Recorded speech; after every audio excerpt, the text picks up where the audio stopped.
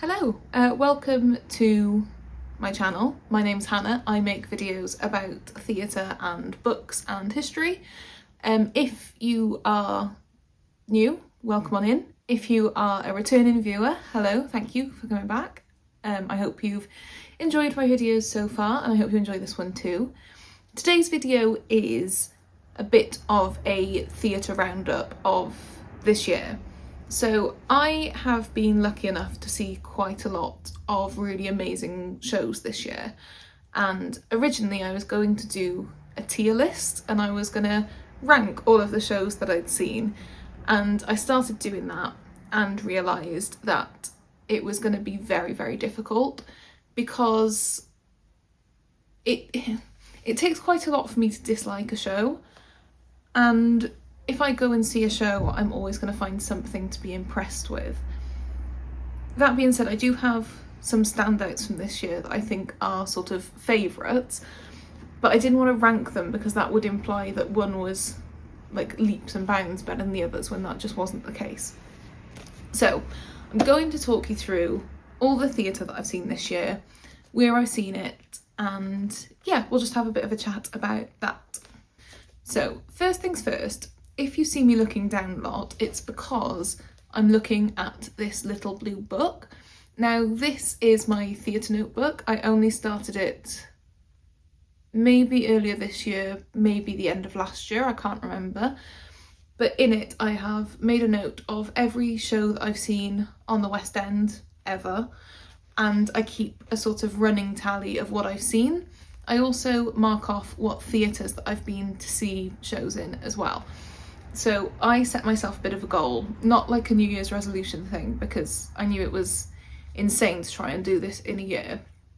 But I basically want to see a show in every theatre on the West End.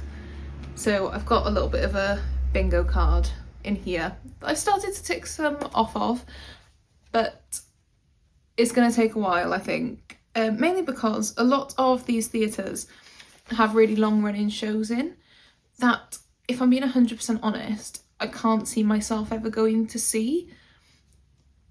So they might just remain unchecked off for a while, because the last thing I want to do is, I never want a show to close. I don't want a long running show to have a drop in ticket sales or something and for them to close it. So I will just have to sort of accept that there are some theatres that I'm not going to see shows in for a while. But I will show you now, so I don't know how well you can see that, but you can see I've started to tick off the ones that I've been to. So these are West End and non-West End houses, so they're just sort of London based, which just means I've got all the big ones in there. I've also got things like Southwark Playhouse and the Charing Cross Theatre and upstairs the Gatehouse, and all ones like that on there. So yes, I do want to try and see as much theatre as possible, and I do often find as well that houses like that put on newer things, which will come up during this video. I've not been to see many London shows in big theatres this year. That will sound ironic once I tell you some of the shows that I've seen. But let's start with the first show I saw this year. So in February, I went to see Hadestown, and it's one that it had been on my list for a while to go and see. It's not one of my favourite musicals. I know there are people out there that absolutely love Hadestown, and I like most of the songs. Like, I will listen to most of the songs on Spotify, and I think it's a really beautiful musical. I think the thing that I struggle with is I'm a historian, I work in museums, but I've never been into the classics. I've never been into Greek history or anything like that, so it's not something that I was super familiar with. My friend who I went to see it with is really into the Greek myths and legends, and she'd really wanted to go and see the show, and I will never say no to a theatre trip. And it was amazing. I didn't have great seats for it in terms of they weren't sort of stalls or circle, which is where I usually go. We were in the very top level, but I found that, just flicking back through to check what theatre it's in. So the Lyric, yeah, because it's quite a tall theatre, the raking on the seats at the top was quite steep, so our view was brilliant. It was just quite far away. It was further away than I would usually pay for a show. But because it was one that I wanted to see it to be able to say I'd seen it, and I did enjoy it, but I didn't want to be breaking the bank over it, if you get what I mean. We had spent the whole day in London, so it was a really lovely day altogether. I'm really glad that I saw it. It's not one of my favourite of the year, although it was a fantastic show, and it is a brilliant show. And if the current Broadway cast were to come over to the West End, I would go and see it again in a heartbeat. And yeah, I think that's pretty much all I can say about that one. It was a good show. I think for me, I would put it maybe a 3.5 out of 5. I don't know if I do star ratings. These are personal star ratings. These are based on nothing but vibes. But for me personally, I'm gonna settle that one at a 3.5. And I don't think I go below that. A couple match it, one matches it. Oh, maybe one goes below. We'll move on. We'll catch up later. So the second show that I saw this year, which is the show that sort of made me go, this is going to be a really good year for theatre trips, was The Curious Case of Benjamin Button. Now, I didn't know too much about this musical. I've never read the book, even though I do love reading and that's sort of a classic and everyone seems to have read it. I've never read it, but I heard that it had been sort of relocated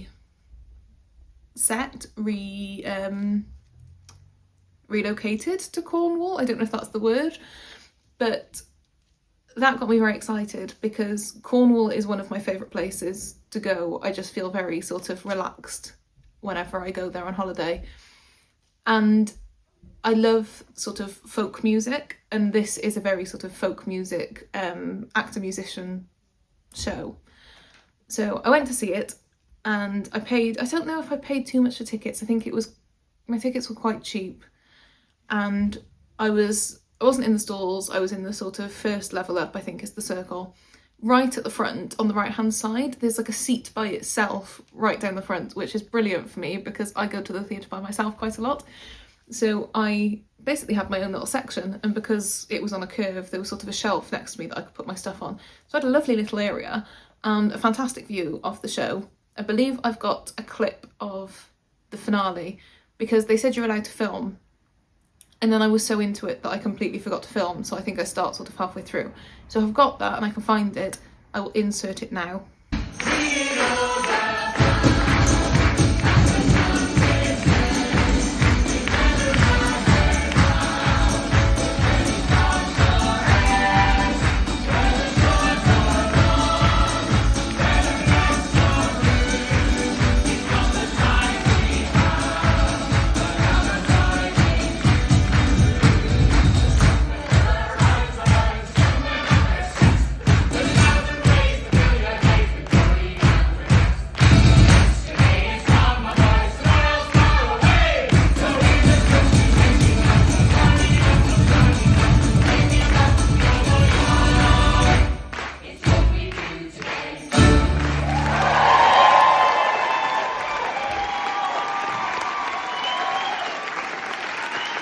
But yeah, this was one of I thought this was going to be the show to beat this year, and just after I went, the soundtrack came out as well, and that did end up in my Spotify Wrapped this year. Spotify Wrapped came out today, and I was not surprised at all to see that was one of my most listened to albums, because it's just such a beautiful score, and the story's amazing, and the actors and actresses that I saw in it were phenomenal. A lot of them did very well at the Olivier's this year, and I could just tell from being in that room, I just knew that show was going to do really well. It was at the Ambassadors Theatre. That has now closed. I believe Paranormal Activity is there now, but I really hope that show goes on tour again, or goes on tour. It hasn't been on tour before. I really hope that show either finds a longer term West End home, or it goes on tour. Or, radical suggestion for this show, I think it should be staged at the Minack Theatre in Cornwall. I think it would just do really well, and I want them to stage it there because I want to go and see it there, because Minack is another one of those theatres that I want to tick off my list. I'd love to go and see something there. And if it was that show, I think it would just work perfectly with the surroundings and everything. So yes, that is my second show of the year. That one gets 4 stars. At the time I would have said 5 stars. On reflection, I think that is what I would call a 4-star show for my tastes. It was just brilliant. Had it been next year, I don't know what shows I'm going to go and see next year, but had it been next year, or had I seen it at the end of this year, it might have been a 5-star. I don't know if there's a bit of recency bias going on with some of the shows that I've seen sort of super recently. So yeah. Show number 3 this year was a bit of a curveball. So I went to see The Lightning Thief at the Other Palace.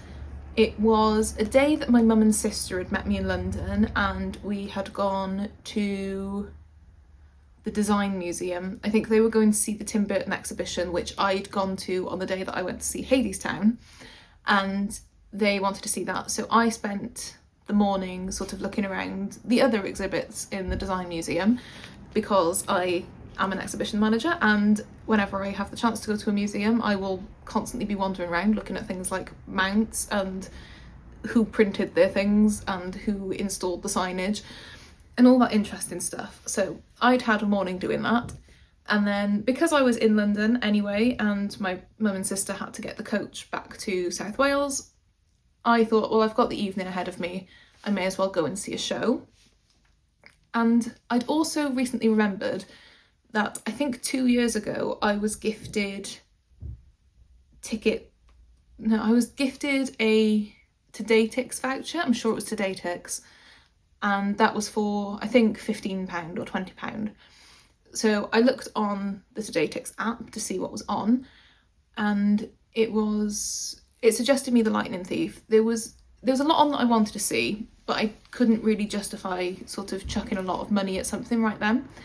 And The Lightning Thief was on there, and tickets for the show were £18, I believe. I had a £15 voucher, so I went to see this show for £3, which was an absolute steal.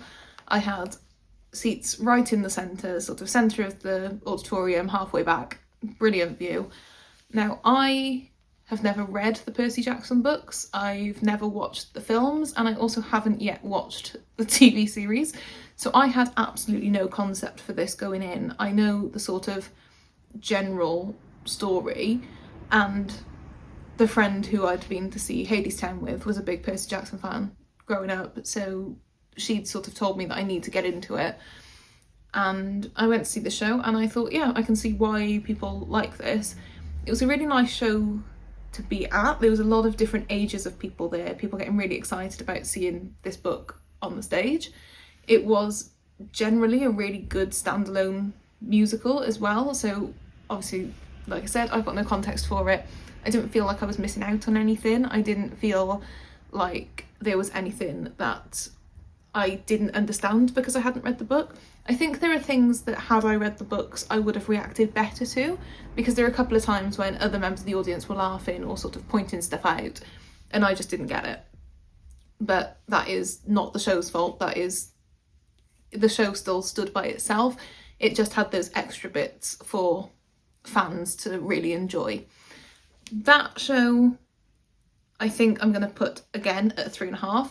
It wasn't my favourite of the year, but that is still not bad. It was a really, really fun soundtrack, and a couple of those songs have also sort of made their way onto my sort of general rotation of musical songs playlist.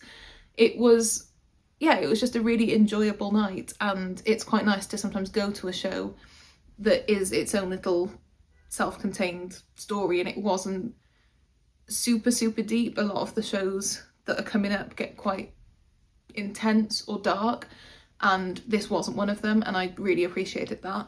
And I am tempted to go and see it again when it's on tour, because I just want to see this material done again. It was a really solid score and book, so I would like to see it again.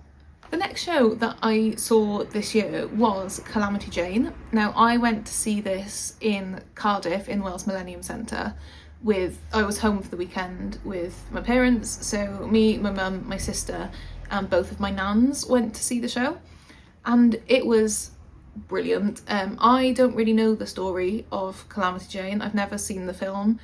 I have heard some of the songs, but not all of them. But again, like with Lightning Thief, not knowing what it came from didn't impact the show at all. Again, it was a really, really strong cast, and I always think that if you go and see a show, even if there's something that maybe you don't click with or that you struggle with or you don't know the source material, if the cast is strong enough, you kind of don't care because you're just watching really talented people do really impressive things. So Calamity Jane was played by Carrie Hope Fletcher, as I'm sure most people watching this will be aware of. And I'm genuinely yet to find a role that she can't play, that she has played that she can't play. Everything I have seen her in, I think she has been absolutely brilliant. And the same went for the rest of the cast as well. This was quite a small cast and everyone sort of shone. It was a really good story. It was a really enjoyable show to go and see. Again, it was a proper feel-good musical, and I love an actor-musician show. This was actor-musician, again, like Benjamin Button, and I thoroughly enjoyed it. I'm really, really glad I had the chance to go and see it. And I'm also glad I got to see it in the Millennium as well, because that is the regional theatre that was closest to me growing up. And I've seen some amazing things there, and I just like to go. It's a really nice theatre to be in. And I genuinely have never sat in a bad seat there either. So for this one we were quite high up. There's quite a lot of levels to the Millennium, but again, the view was brilliant, the sound was brilliant, and yeah, I would say go and see it. But like most of the shows that I talk about on this channel, it's finished, so that's that. Star rating, before I forget. I'm gonna put this one, I think I'll put this at a 3.5 as well. I don't know if that's really harsh. No, I don't think it is. But remember, these are personal star ratings. These are like, in the scheme of all the incredible theatre I've seen this year, these are 3.5s, which I think is really good. A 5-star rating doesn't give you much to play with because there's not that much difference between 1 and a 5. So I still think 3.5, you're above halfway there. So that to me is a good rating. But let me know what you think of that and whether you think I'm being really, really harsh on these shows. We're doing more regional theatre now, so this next show is the show that I haven't shut up about since I went to see it. Personally, at the time I saw this, this was the best show I've ever seen. So I should tell you the name of it. This is The Unlikely Pilgrimage of Harold Fry. Actually, I might have put a title card in, but I don't know. Even if I haven't, Unlikely Pilgrimage of Harold Fry. I saw this at Chichester Festival Theatre. I remember seeing the cast announcement maybe a year ago, I'm not sure, but it was a long time ago, and I remember seeing that Jack Wolf was in it. And in the back of my mind, I thought, you need to book that because that'll be brilliant. And I forgot. I think I've told this story on here before. So I was desperately looking for tickets. Have I said where this was? I don't think I have. It was in Chichester Festival Theatre, which is not a theatre that I'd been to, and turns out is not that far away from where I live. So I thought, well, why not? I will book tickets and I will just go. I can go whenever because it doesn't take me that long to get there, so I can literally just go whenever there's a ticket. And it was pretty much sold out. Most of the nights that were left of it were return only. So I kept sort of refreshing the page and a single ticket popped up for a Saturday evening performance, which was perfect because I wanted to go to Chichester anyway to see what it was like.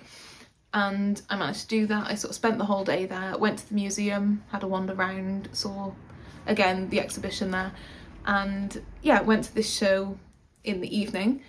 I again managed to find, just sort of tucked in one of my folders, I believe it was the year of COVID, so maybe Christmas 2020, someone had bought me a £20 theatre token, and I don't think they ever run out, so I thought, well, I may as well just try and see if I can book this ticket, and I managed to. So I got a decent amount off because this ticket wasn't cheap, but I also get why it wasn't cheap, because it was clearly in demand and it was an amazing show.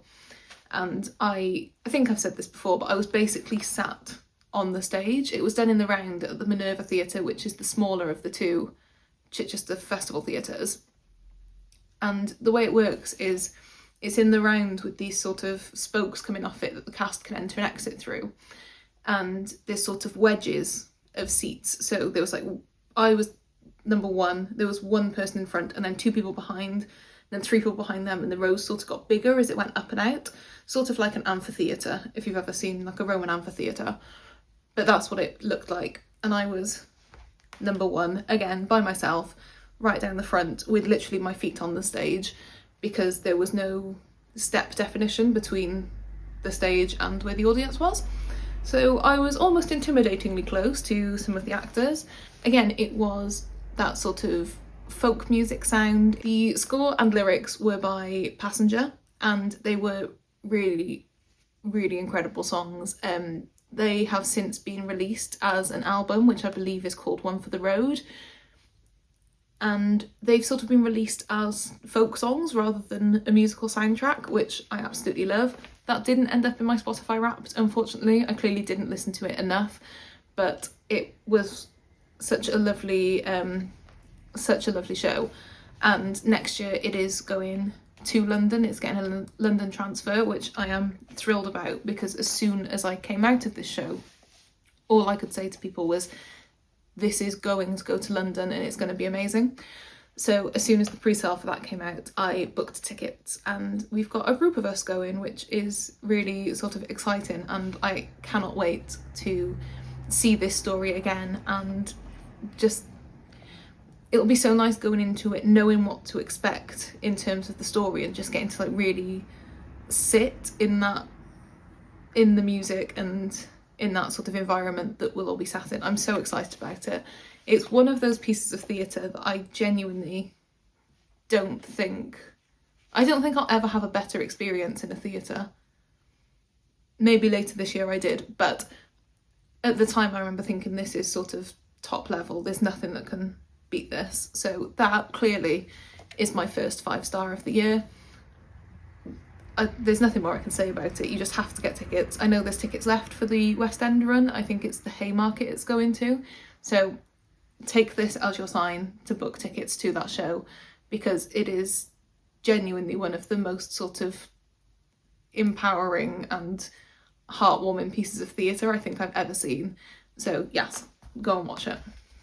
We're getting to some quite big shows now. So towards the beginning of this year, every show I've seen up to this point was sort of before the halfway mark of this year. And then the second half of this year, all the shows I saw were quite big, were quite expensive, so there's not as many. My theatre going sort of slowed down, but the quality, I think Harold Fry set the tone for the whole year. The next show on my list that I went to see was The Great Gatsby in London, and that was in, I need to double check because I keep getting these mixed up, that was in the Coliseum, the London Coliseum. And I have been waiting for this show to come to the West End for a while. I love the soundtrack to it. And then obviously the cast announcement came out and I saw who was in it, and I just knew that I had to go and see it. This was a show that originally I was going to go to by myself, and then I told my mum that I'd booked tickets, and she got not annoyed, not sad, but she was just a bit gutted that she wasn't coming, so she ended up booking the ticket right next to mine, and we spent the day in London together and went to see this show. And it is so nice to be able to go to the theatre and see a proper big musical.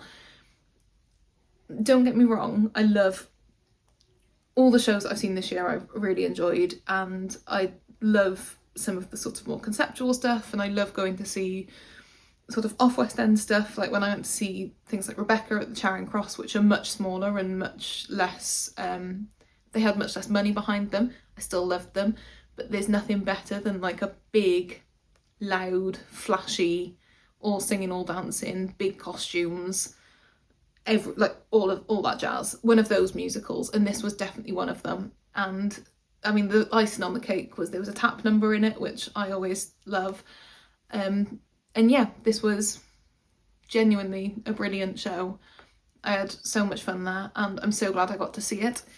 And yeah, again, brilliant cast. I don't think there's a cast I saw this year that I didn't think, you're incredible. Like, you're just really good at what you do. I'm finding star ratings difficult now because in my mind, this is another 5-star. I don't know whether... I mean, Harold Fry was his own thing, that is a 5-star. I can't in good conscience give Great Gatsby anything less than a 5 just because of how stunning it was. So yeah, this is a 5 for me. We're heading towards the end of the list now, and the next show is a bit of a curveball. So this was Anne Boleyn the musical at Hever Castle, which was a strange one. I've done a whole video about my visit to this show. Again, it's another closed show, so if you haven't seen it, I'm not sure you will. I've had a look, and it was put on by a company called Histeralia or Histeralia, I still haven't figured out, but they do big musicals in historic places. So Anne Boleyn grew up in Hever Castle, so they've put Anne Boleyn the musical at Hever Castle. I will insert some pictures now of the stage and everything, and like you can see, the stage, you can sort of look through it and you can see the castle in the background. If you want to hear more about this, because I haven't thought about it in a while, if you want to hear more about this, go and check out my other video where I go through in almost painful detail the experience that we had there and what I thought of it. Basically, the long and short of it is, it wasn't my favourite. I loved the concept and the main cast were really good. My biggest criticism of this was it was quite difficult to suspend your disbelief in places, especially when it got dark, because it was theatre that was done outside. They didn't have a live orchestra. All the music was pre-recorded by, I believe, the City of Prague Philharmonic Orchestra. So that was being sort of piped through your headphones, because everyone had to wear headphones, like silent disco headphones, which also had the actors' microphones sort of tuned in. So they were all singing live, but it was over pre-recorded orchestrations. And it's just quite strange when it gets dark and you're watching a show and you see everyone in blue glowing headphones. It can be quite distracting. And I just thought that some of the material wasn't the strongest. So there were a couple of songs in there that, even thinking about them now, I'm like, I just wish they'd cut them. They lyrically weren't fantastic and they sort of slowed the whole thing down. It had some real standout moments. I think the biggest issue that I had with it is it almost made you feel sorry for Henry VIII at the end for beheading his wife, which is quite an impressive thing to do when you're telling the story of Anne Boleyn in the place she grew up. You shouldn't feel sympathy for Henry VIII. It sort of ends with him implying that he had no choice but to cut off her head. And it just didn't sit right with me. It doesn't sit right with me now. And yeah, it wasn't my favourite. All that aside, it was a really enjoyable theatre experience. It was quite novel seeing theatre outside done like that. I'm really glad we took the trip out there to go and see it. And again, the lead cast were brilliant. They've all done amazing things before, and I'm sure they'll all go on to do more amazing things. But just the whole thing could have done with either a workshop or a couple more rewrites or something. But yeah, something was wrong, and it wasn't my favourite show. I think this one is going to have to be a 3, no, maybe 2.5. 2.5, no, 2.5 is too harsh. I'll give it a 3. I'm going to give it a 3 still, because it was still impressive. It was just not for me. I'm sure other people absolutely loved it, but it wasn't my favourite. I've called this out before. If you went to see this show, please message me, because I don't know anyone else who has. I don't know a single person who I can have a conversation with this about, because it feels like no one else saw it. It was pretty much sold out when I was there, so I don't know where all these people are that went to see this musical at Hever Castle. Maybe they're all in Kent, so anyone who's in Kent and saw this, let me know. What did you think? Off the back of that, I felt like I needed a bit of a theatre win, and I really got that with Evita. So Evita, I'm sure everyone knows, was on in London at the Palladium this summer. It was the hot ticket to get, and I was really lucky with it. So we got to just before press night, and I could kind of see the way that things were going. I knew these tickets, after people had seen the reviews, were gonna skyrocket in price and they were gonna sell out quickly. So the day before press night, I managed to snag some tickets for not that much money. I believe we paid £62 for these tickets. Yeah, this beat everything off the top spot. This was one of those nights at the theatre where you think you've just seen something that people are going to talk about for years to come. It was such a phenomenal production. Rachel Zegler as Eva Peron was just perfect. Like, you couldn't fault her. She was perfect. And I don't think I've ever been in a room full of people watching a video stream of someone stood outside singing while everyone in the audience is simultaneously crying. That was an insane moment, and I get goosebumps even thinking about it. But when, I'm sure, you know, Rachel Zegler went out onto the balcony of the Palladium to sing to the crowds in London, and at one point they've masked the crowd audio, so all you can hear is her, and then they turn off those dampeners or whatever, or turn the microphones on the crowd, and you hear the roar of people outside cheering for her. And I genuinely feel like that must have been what people felt seeing, the people of Argentina must have felt seeing Eva Peron on television. And I just don't know if there's another show that can achieve that. That is phenomenal work. I know there's been no word yet on it going to Broadway, and I do really wonder how they would manage that. I've never been to New York, but from what I've seen, there's no space for you to be stopping traffic the way they were in London. So yeah, I really hope they get the chance to do this show again.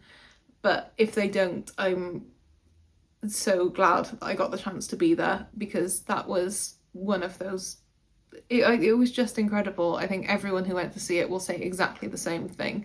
So obviously that is a 5-star. That is absolutely a 5-star. And that was the show that made me think, are all of my other ratings too generous? But I don't think they are. I think I'm going to stick by it. We're heading right towards the end of the year now, and the penultimate show of this year for me was Moominvalley in November, upstairs at the Gatehouse, which is in Highgate, just outside of London. Well, it's in London, but it's slightly further out. It was further out than I've ever been, I think. It was my first time going to upstairs at the Gatehouse, and I absolutely loved it. It was, I think this features in one of my vlogs. I did a sort of vloggy video a couple of videos ago. I'm sure I talked about this then, but basically it's a show about a group of, I don't know what they are, creatures, animals from the Moomin stories, going back to Moominvalley, and all of the Moomins have moved out. So there's a significant lack of Moomins in November in Moominvalley, which was a bit of a shock. But again, it was a really sweet show. Another very intimate play-in space. I did a lot of those this year, where we were, again, basically sat on the stage. We were sort of front and centre of the auditorium, which did mean that a couple of times we had people singing directly in our faces, which was brilliant, and they were all very talented, but it can be a little bit intimidating when you're basically sat on the stage. But yeah, I really enjoyed the show. I didn't really know what to expect going in, and it was a really sweet story about shockingly growing up and grief and moving on, and it affected me more than I thought it would. But it was a really lovely show to go and see. It's, again, it's closed now, so if you did get the chance to see it, I hope you enjoyed it as much as I did. And that, for me, I believe is another 4.5 star show. Maybe, yeah, 4.5. It was a good show. I don't know how long this video has been up to this point, but I just double checked and I've been speaking for almost 40 minutes, so I thought I was going to struggle to fill this video, apparently not. Now, the final show of the year, and I didn't know if this was going to be the final show for a while because I didn't want to not go to the theatre in December, but basically everything is sold out and I'm not going back to London in December. It's not for me. It's not for the faint-hearted, London in December. We did the very end of November and that was rough enough. But the final show of the year is Ride the Cyclone at Southwark Playhouse Elephant. This is another show that has been on my radar for a couple of years now. It got really big on TikTok a couple of years ago, and I did the snobby thing that I always do, which is, well, if other people are listening to it and saying it's amazing, I'm obviously not going to listen to it. I did exactly the same thing with Stranger Things when that came out, and then watched it and loved it, and I'm now obsessed with it and eagerly awaiting the end of the season, which I know is going to destroy me. But yeah, Ride the Cyclone was one that I passed on for years, and my sister got really into it and she wanted me to listen to it and I kept saying no. And then I listened to it on the down low because I didn't want her to know that I was listening to it. It sounds like I was 4 when this was happening. This was like 2 years ago. And then I listened to it and I thought, yeah, maybe everyone was right. Maybe it is a really good show. So as soon as tickets were announced for this, I managed to snag some. I believe it's pretty much sold out now till the end of its run. For a while I was going to see if I could get tickets to go back and see it again because I enjoyed it so much. And I just love the concept of it. I love a 90-minute musical, and this one is. It's been significantly reworked from when it was in Canada. So it is now a one-act show. It is 90 minutes and it's basically cats. It's cats in reverse. So whereas the cats are all singing to be sent to heaven, these children are all singing to be brought back to life, which is very morbid, but it is a really brilliant show. And again, it's another one that comes at you with a real gut punch of a number, like right towards the end. I have never gotten upset listening to this musical. I've listened to the soundtrack, I've listened to it front to back and thought, yeah, these are all really good, and oh, that song's a bit sadder than the others. And I thought I was going to be most upset about the sort of Jane Doe storyline, but I'm going to have to remember off the top of my head. The character Constance Blackwood, I believe her name is, has this sort of monologue towards the end where she's talking about just before she died, how she was, basically the roller coaster comes off his tracks and they all fly through the air and they die. But basically she's saying, as she was flying over the town and she realised how much she loved it all and she loved her family and she loved where she came from, and in life she'd been sort of ashamed to be so proud to be where she was from, and as she was dying all she could think of was she was like so in love with it all, and her whole number is about just accepting life as it is and sort of finding the joy in that. And when I was watching it like normal, and then all of a sudden I just feel a tear stream down my face, and I looked around and like everyone is crying, and I don't know how it took me by surprise, because it's not like I hadn't heard the song before. It's not like that little monologue isn't on Spotify, but there was something about the way it was played, and there was something about being in that space. And I also think there's something about being stressed and working and all of that, and then you hear someone saying it's actually okay to be like really okay with where you are, and it just gives you that sort of sense of relief. I don't know, it got really deep, and that song is my new favourite song from that show. So yeah, that was, I don't know where I was going with this, but it's such a concise and emotional show. It knows exactly what it's doing. It knows exactly what beats it needs to hit, and it's as long as it needs to be. I don't know how it was ever longer. It seems like this is the form it was supposed to be in, and it was just sort of the perfect show to end a year of seeing really good theatre on.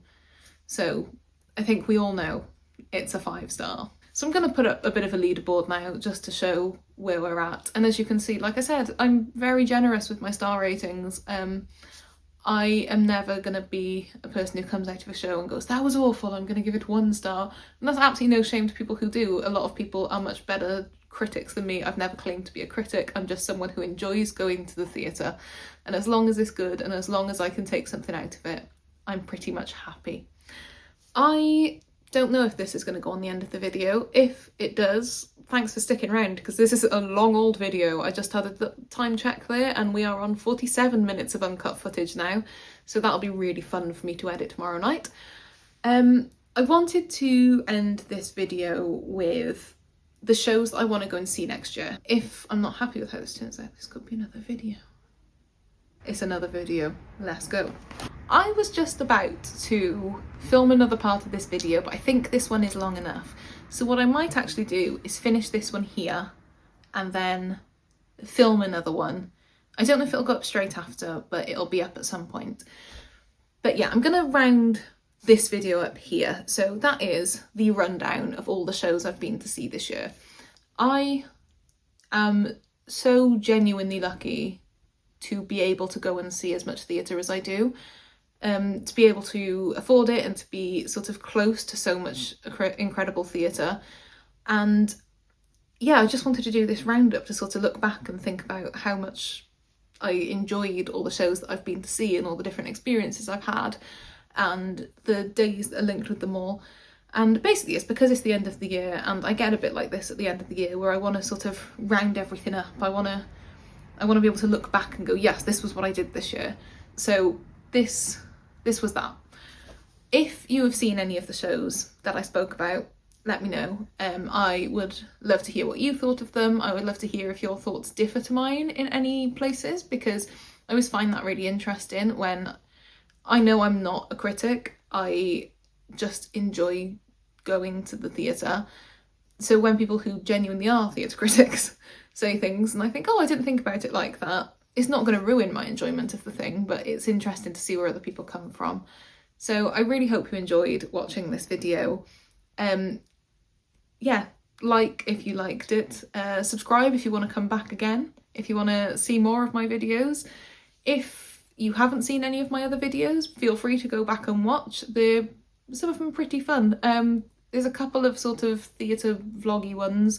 I don't talk to my camera out in public. I find it really quite awkward.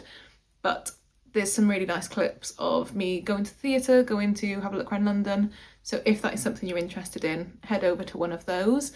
And yeah, stick around because I've just had an idea for a new video, which I'm going to film now. So there'll be more content coming for you soon as well. If you want to keep... I'm not sure I understand. Well, that was rude. If you want to keep up with what I'm doing sort of on a more frequent basis rather than through videos, feel free to follow my Instagram. I will leave my handle down in the description for anyone who wants to. I tend to post sort of more updates over there, and there's a lot of books over there. There's a lot of bookish content over there, so if that's something that you're interested in, that's the place for you as well. But yeah, I hope you enjoyed and I will see you again soon. Bye!